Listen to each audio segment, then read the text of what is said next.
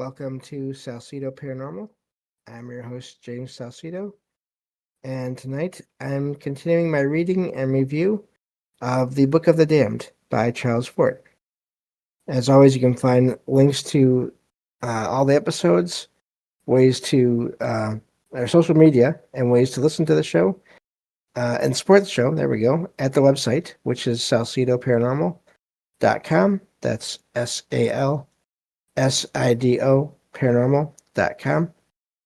You can support the show either through Patreon for as little as $1 a month to get all the extra content there, and or through the merchandise store. And support is never expected, but always appreciated, as there are expenses in making these shows. Also, please check out the links to friends of the show.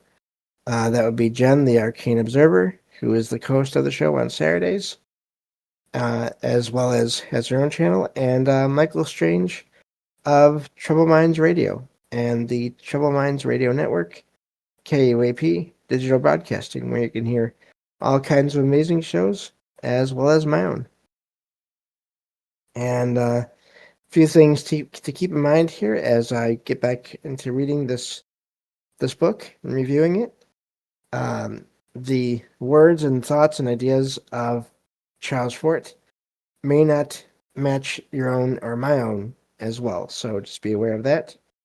Also, there may be some things that he talks about that seem like they've been explained away or disproven by science today, as this book was written over 100 years ago now, so things have changed, and he writes of things as being more mysterious than you think of them now, then that could explain that. Also, I will make mistakes as I'm reading, because words are hard, and there are also words and names in other languages in this book, so this is not an audiobook. So just to let you know how everything's going to proceed, just wanted to point all those things out. So thank you all for being here, listening in, and so yeah, let me get back to this book here, and let's see here. All right, so we'll get back to this book. Fort was just talking about, and really what I just mentioned at the end of the last episode in the series here, this idea of acceptance, or as I mentioned earlier, proof of things, or how things really are is always going to be different from person to person and from time to time. So I'm getting back to the book here. Our acceptance is that the passing away of exclusionism is a phenomenon of the 20th century, that gods of the 20th century will sustain our notions, be they ever so unwashed and frowsy.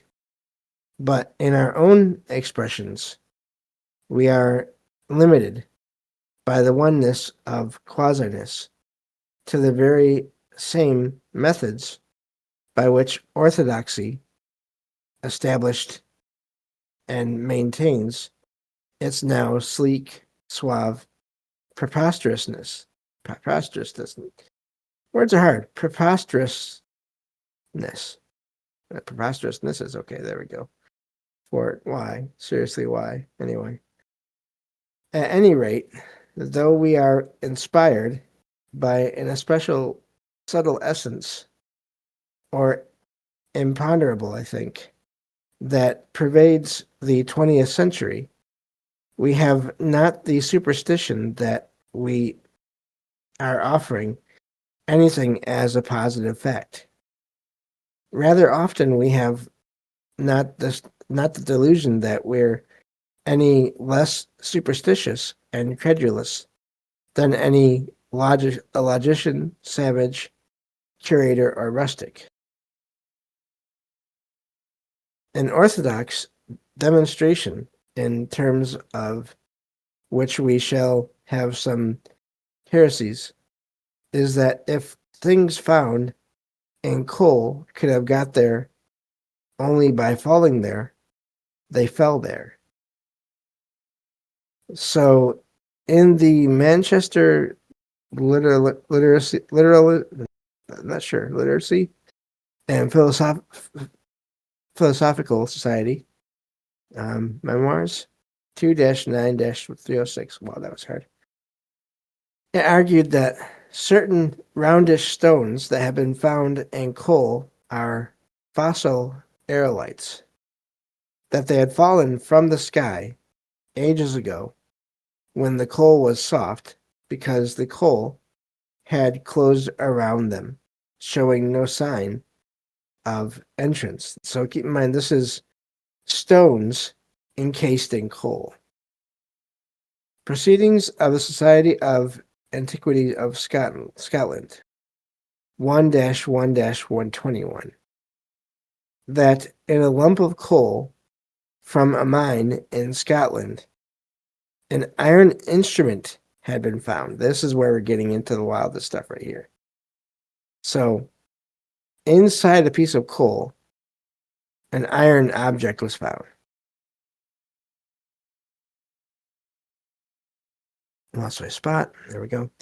In quotation marks here, the interest attaching to this singular relic arises from the fact of its having been found in the heart of a piece of coal, 7 feet under the surface.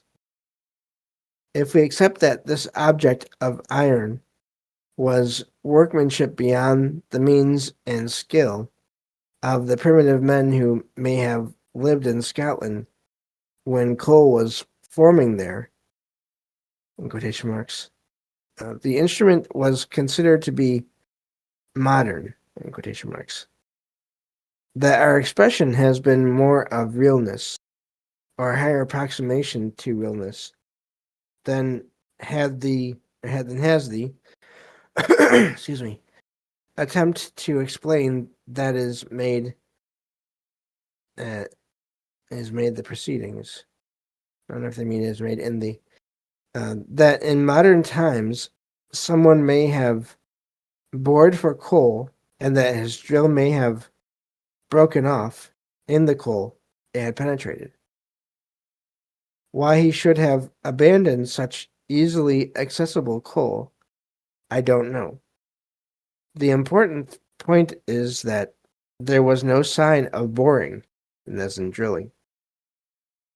That this instrument was in a lump of coal that had closed around it, that so that its presence was not suspected until the lump of coal was broken.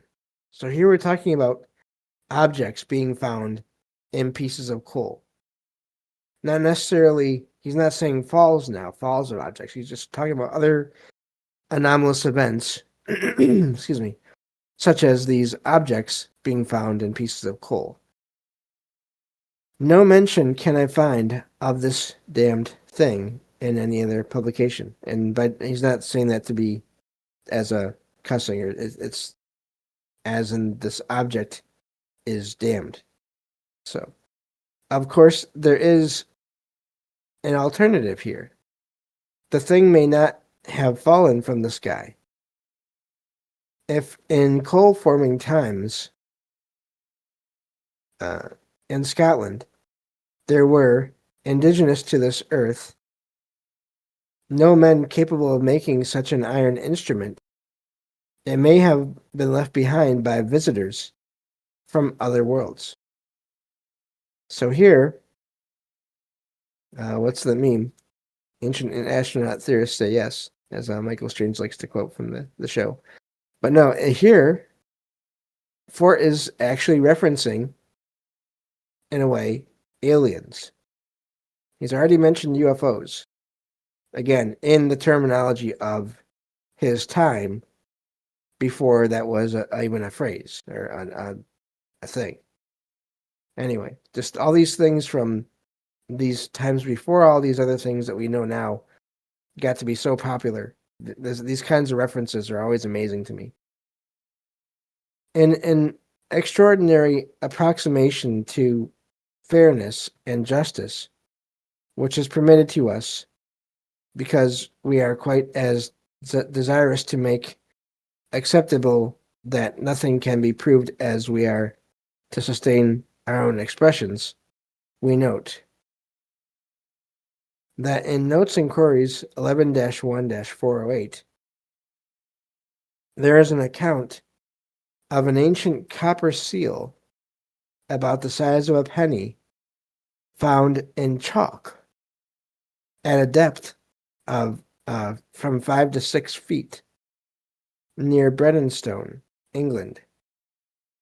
The design upon it is said to be of a monk kneeling before a virgin and child. A legend upon the margin is said to be Saint Jordanus Monachai Spaldingi? There's, yeah, I think, in quotation marks there. I probably mispronounced all that. I don't know about that. It looks very undesirable to us. There's a wretch of an ultra-frowsy thing in the Scientific American 7-298, which we condemn ourselves, if somewhere, because of the oneness of allness, the damned must also be the damning. It's a newspaper story that about the 1st of June, 1851, a powerful blast near Dorchester, Massachusetts, cast out from a bed of solid rock a bell-shaped vessel of an unknown metal, floral designs inlaid with silver, art of some cunning workman. The opinion of the editor of the Scientific American is that the thing had been made by Tubal Cain, name of a person, who was the first inhabitant of Dorchester. Though I fear that this is a little arbitrary, I am not disposed to fly rabidly at every scientist's opinion. Some more objects here being found in the ground that are odd. Nature 35-36. A block of metal found in coal in Austria, 1885. It is now in the Salzburg Museum. This time we have another expression. Usually our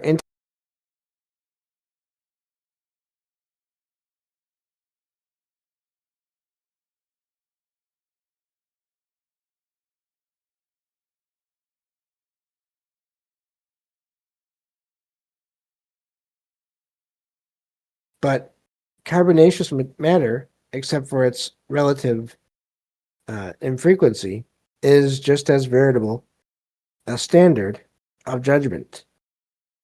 Carbonaceous matter merges away into such a variety of organic substances that all standards are reduced to indistinguishability.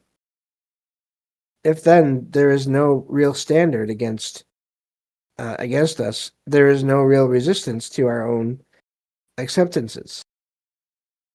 Now, our intermediatism is science takes true meteoritic material as a standard of admission, but now we have an instance that quite as truly makes true meteoritic material a standard of exclusion, or then a thing that denies itself is no real resistance to our own acceptances.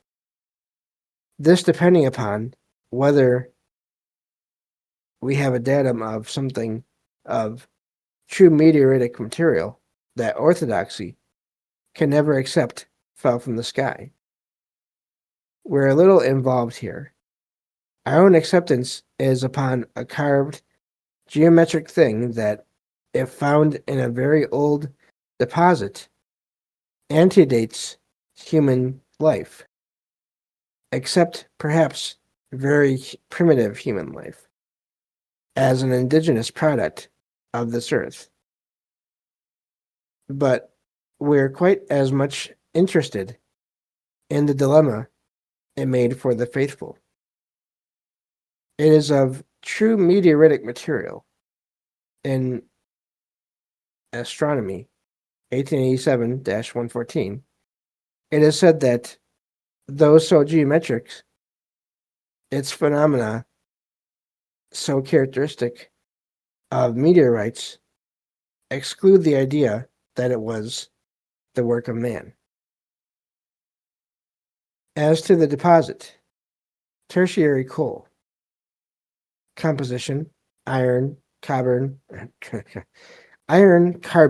words are hard, and a small quantity of nickel. It has the pitted surface that is supposed by the faithful to be characteristic of meteorites. For a full account of this subject, see Comptus Rendus 103-702. The scientists who examined it could reach no agreement. They bifurcated. Then a compromise was suggested. But the compromise is a product of disregard. That it was of true meteoritic material and had not been shaped by man.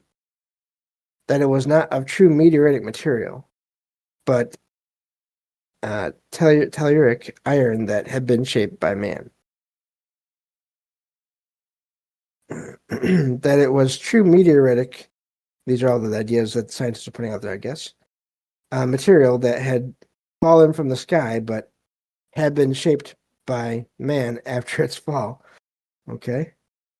The data, one or more of which must be disregarded by each of these three explanations, are true meteoritic material and surface markings of meteorites, geometric form, presence in an ancient deposit, material as hard as steel, absence upon this earth, in tertiary times, of men who could work in material as hard as steel.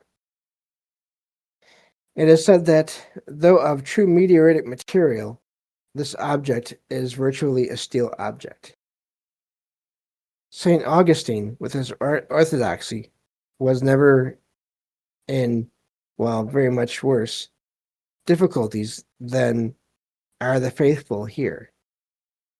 By due disregard of a datum or so, our own acceptance that it was a steel object that had fallen from the sky to this earth in tertiary times is not forced upon one. We offer ours as the only synthetic expression. For instance, in Science Gossip 1887-58, it is described as a meteorite. In this account, there is nothing alarming to the pious because, though everything else is told, its geometric form is not mentioned. It's a cube. There is a deep incision all around it. Of its faces, two that are opposite are rounded. So these are details. These are amazing details here about this object.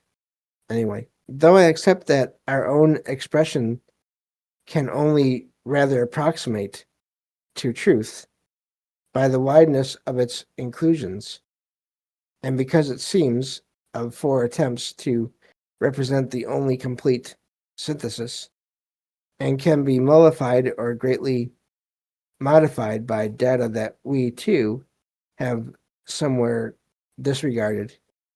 The only means of mollification that I can think of would be demonstration that this object is a mass of iron pyrites, which sometimes forms geometrically.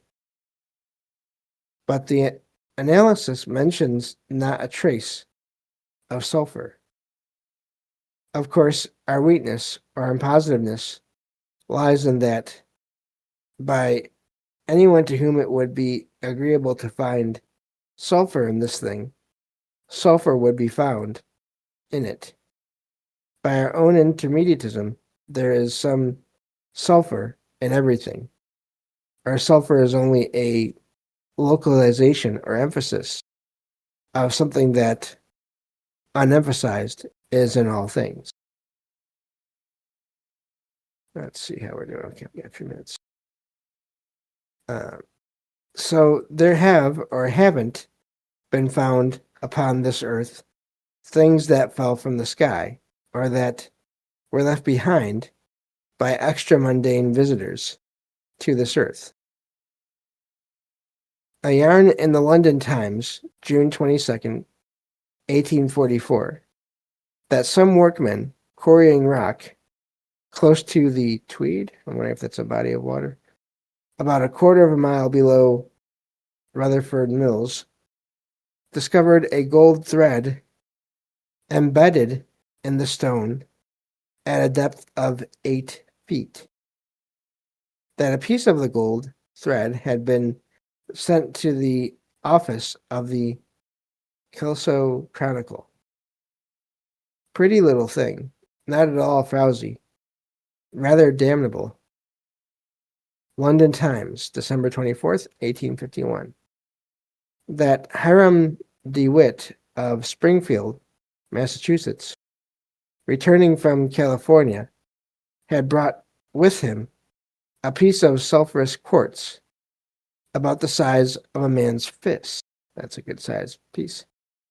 It was accidentally dropped, split open, nail in it. There was a cut iron nail, size of a 6-penny nail, slightly corroded. It was entirely straight and had a perfect head. So now you're finding nails and gold threads in these stones. Still having a hard time finding the perfect seating position here. Sorry about the noise there.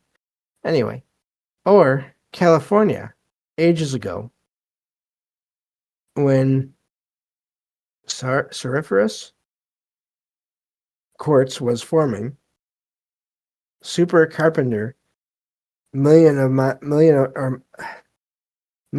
miles, okay, or so up in the air, drops a nail.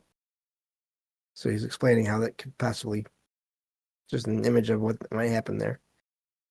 To one not an intermediatist, it would seem incredible that this datum, not only of the damned, but of the lowest of the damned, or of the journalistic caste of the accursed, could merge away with something else, damned only by disregard and backed by what is called highest scientific authority.